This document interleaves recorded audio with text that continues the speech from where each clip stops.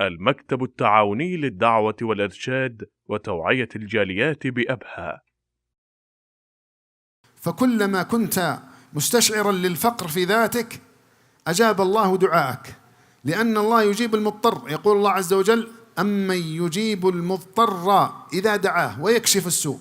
وتعالوا نتدبر قوله عز وجل المضطر، فالناس كلهم مضطرون من جهة الحقيقة، وقيام الاضطرار بهم لا جدل فيه، كلهم مضطرون.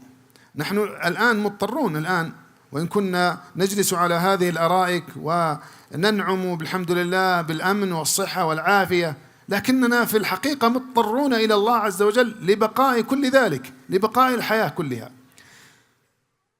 لكن المضطر الذي يجيب الله دعاءه هو من نقل هذا الاضطرار الحقيقي إلى شهود في قلبه، فلا يدعو إلا وهو قد ربى قلبه وأدخل قلبه شعور الاضطرار فيه.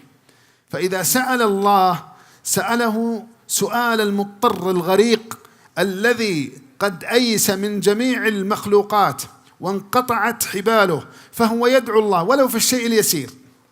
فإذا قال مثلا: اللهم أصلح ذريتي مثلا، فهو يسأل سؤال المضطر الذي قد استجمع في قلبه أن هداية أولاده وصلاحهم لا يمكن بحال من الأحوال أن يكون بمدرسة ولا بمربي ولا بجهود ولا بنصائح ولا بأي سبب من الأسباب التي يفعلها إن لم يهدهم الله تبارك وتعالى.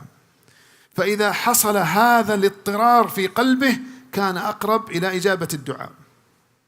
ولو تتبعت قصص الأنبياء والصالحين بل وغيرهم في القرآن لوجدت ذلك.